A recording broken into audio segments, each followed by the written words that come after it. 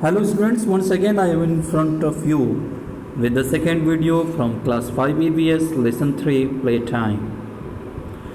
In the previous video we had studied about the different types of games. There are two categories of games, indoor games and the outdoor games. Indoor games that are played inside a building and outdoor games are played in open grounds. We also came to know some of the games are individual games while the other games are team games. There are two categories of the outdoor games. One of them is individual and the second one is team game. We had also come to know about the team spirit. Means we have to follow some of the rules and regulations while playing the games. We have to also respect our each and every player playing in our team. And the motto, the goal of playing in a team should be only win against the opponents. हम लोगों ने पिछले video में ये पढ़ा था कि जो गेम्स होते हैं वो दो प्रकार के होते हैं, इंडोर्स और आउटडोर्स. अब ये आउटडोर गेम्स दो प्रकार के होते हैं, ये इंडिविजुअल गेम होते हैं और टीम गेम्स भी होते हैं. उसके बाद हमने पढ़ा था टीम स्पिरिट के बारे में. टीम स्पिरिट के बारे में हमने ये पढ़ा था कि खेल की भावना, यानी आपके टीम में खेलने वाले जितने भी खिलाड़ी हैं वो सब के सब आपके मित्र हैं और आपका उद्देश्य सिर्फ और सिर्फ एक ही होना चाहिए, वो है विरोधी के प्रति, विरोधी विपक्षी जो टीम है उसके ऊपर जीत दर्ज करना. और यही टीम स्पिरिट जो है ये हारमोनी और यूनिटी, हारमोनी मतलब सौहार्दता और यूनिटी मतलब एकता, सौहार्दता और एकता की भावना पैदा करती है. Let's see once again. Team spirit, a player is a part of the team. एक खिलाड़ी जो होता है वो किसी टीम का हिस्सा होता है. Players belonging to different regions, ये खिलाड़ी विभिन्न क्षेत्रों से आए हुए होते हैं, विभिन्न धर्मों के से आए हुए हैं और साथ ही साथ अलग अलग आर्थिक क्षेत्र, आर्थिक बैकग्राउंड से भी आए हुए होते हैं. Which join together to represent their team, और ये सब मिल करके टीम में अपना प्रदर्शन करते हैं. Team spirit is the feeling of harmony and unity. Team spirit आप में एकता और सद्भाव की भावना पैदा करता है अमंग द प्लेयर्स, खिलाड़ियों के बीच में. They share the common aim to compete, और इनका सर्वमान्य एक लक्ष्य होता है, वो है विन अगेंस्ट देयर ओपोनेंट्स, अपने विरोधी, अपने विपक्षी दल के ऊपर जीत दर्ज करना. The following things should be remembered to maintain team spirit. निम्न बातों को, टीम स्पिरिट को बनाए रखने के लिए निम्न बातों को ध्यान रखना, याद रखना ज़रूरी है. Play for the team and to the best of your capacity.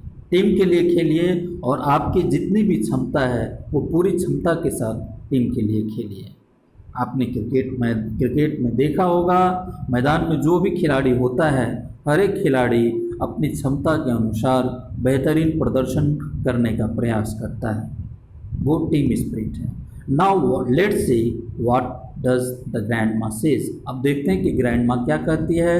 Team sports can be great fun. Team sports जो है वो बहुत मनोरंजक हो सकता है.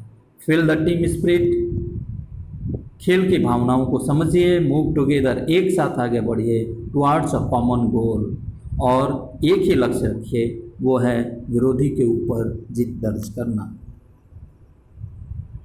उसके बाद टीम स्पिरिट की और क्या बातें हैं. Don't fight with other players even they make a mistake.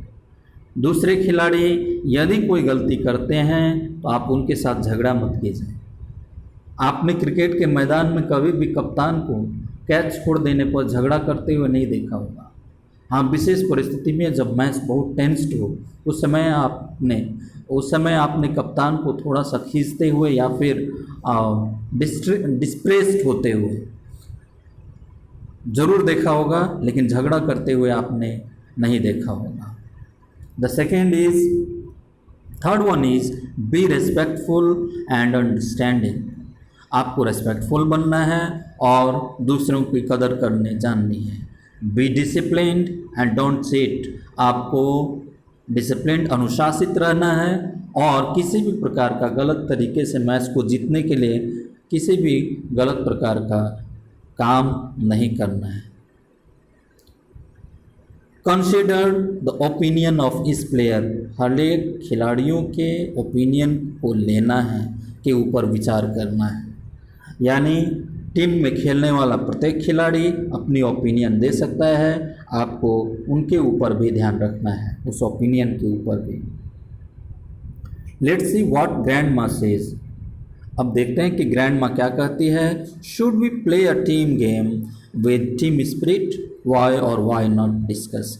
अब क्या हमें खेल की भावना के साथ खेलना चाहिए, यदि हाँ तो क्यों, और यदि नहीं तो क्यों नहीं, इसके बारे में आप ज़रूर बताएंगे। There is a big responsibility on the captain of the team. जो टीम होता है उसके कप्तान के ऊपर बहुत ही बड़ी जिम्मेवारी होती है। He is the one who plans and discusses the strategy of the game with the team. ये वही व्यक्ति होता है जो कि अपने ओपोनेंट के ऊपर जीत कैसे हासिल कर रहे हैं इसकी प्लानिंग करता है और फिर रणनीतियाँ बनाता है।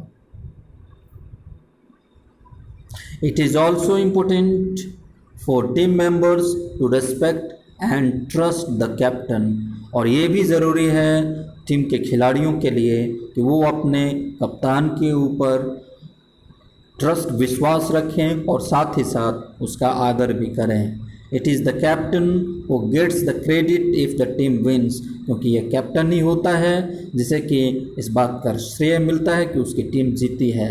And shoulders blame in the case of loss. और यदि हार जाता है तो इसी कप्तान को ही दोषी ठहराया जाता है।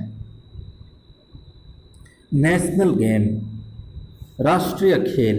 The national game of a country is that game और sport which is considered to be an important part of the culture of the country. किसी भी देश का राष्ट्रीय खेल उसका अपना खेल होता है जिसे कि उस देश की संस्कृति, उस देश का कल्चर माना जाता है। फॉर एग्जाम्पल, उदाहरण के स्वरूप, hockey is the national game of India. Hockey Bharat का राष्ट्रीय खेल है। बिटवीन 1928 एंड 1956, 1928 से लेकर 1956 के बीच India won 6 gold medals in hockey. Bharat ने हॉकी में 6 स्वर्ण पदक जीते थे एट द ओलंपिक खेलों में। ओलंपिक खेल एक ऐसा खेल होता है जो कि हर एक 4 वर्ष पर खेला जाता है और इसमें कुछ रिंग्स लगे हुए होते हैं। The origin of hockey actually goes back to ancient Egypt. Hockey का जो प्रादुर्भाव हुआ, ओरिजिन हुआ, यह प्राचीन मिस्र के इतिहास से या फिर ग्रीक के इतिहास से जुड़ा हुआ दिखाई देता है। Where games were played with curved sticks and a ball. जहाँ पर कि खेल एक मुड़ी हुई छड़ी और एक गेंद के साथ खेली जाती थी। यानी आप ये कह सकते हैं कि हॉकी का जो इतिहास है वो प्राचीन मिस्र और यूनान यानी ग्रीक देश के साथ जुड़ा हुआ है और बाद में चल करके ये हॉकी गेम हमारे देश का राष्ट्रीय खेल बन गया। और 1928 से लेकर 1956 के बीच में जितने भी ओलंपिक गेम हुए उन गेमों में भारत ने 6 स्वर्ण पदक हासिल किए थे।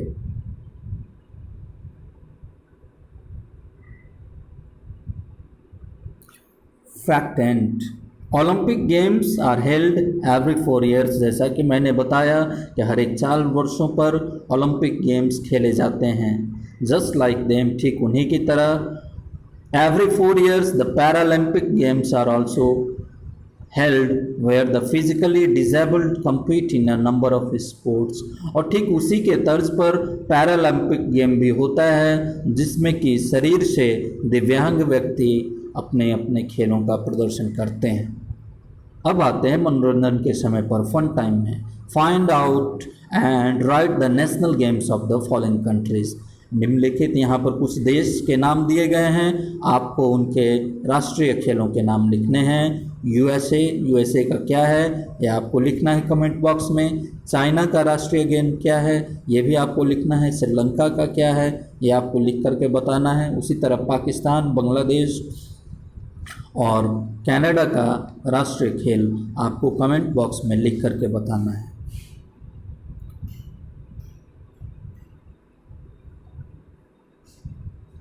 अब फिर से साइना ये जानना चाहते हैं how many rings are there in Olympic symbol. किसी भी ओलंपिक सिंबल में कितने रिंग्स होते हैं। What do the ring stands for, और ये रिंग किस बात को दर्शाते हैं ये भी बच्चों में चाहता हूँ कि आप कमेंट बॉक्स में इस प्रश्न का उत्तर जरूर दें।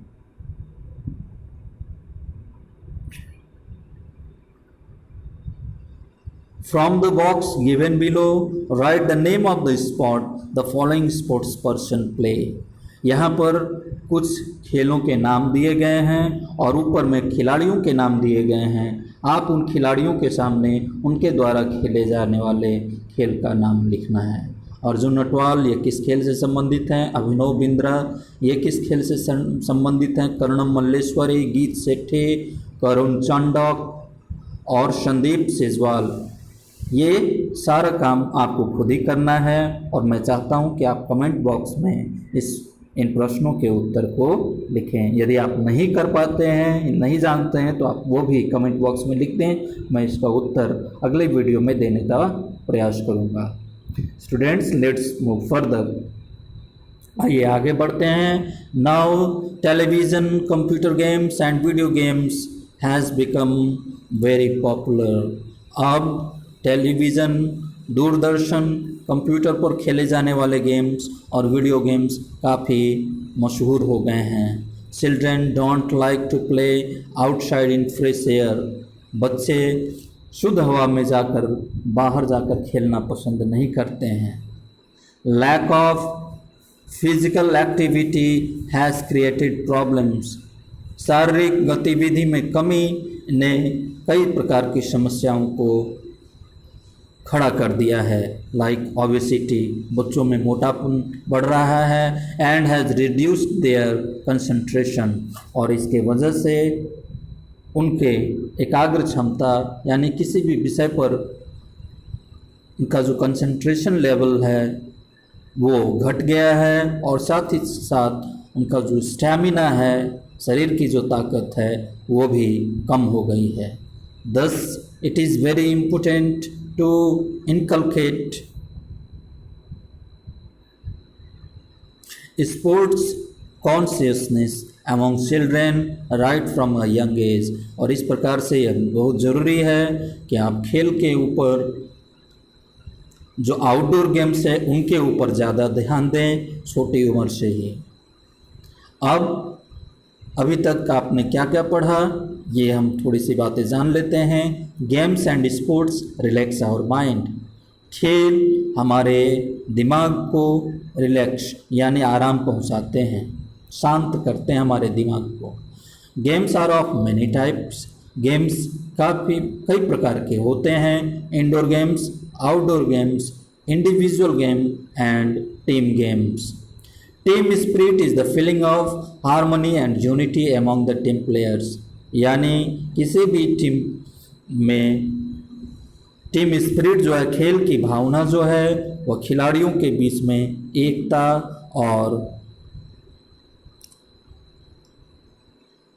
और सौहार्दता फैलाने का काम करती है। The captain of a team has a big responsibility. Team के कप्तान के ऊपर बहुत बड़ा उत्तरदायित्व होता है। It is important for children to play outside in the open for physical and mental exercise. अपने शारीरिक और मानसिक व्यायाम के लिए बच्चों के लिए ज़रूरी है कि वो बाहर जा कर के आउटडोर गेम्स खेला करें। बच्चों, क्या आप आउटडोर गेम खेलते हैं या नहीं खेलते हैं, इसके बारे में मुझे कमेंट बॉक्स में ज़रूर बताएं। So students, this is all for today. I do hope you must have learned something extra in this lesson, in this video.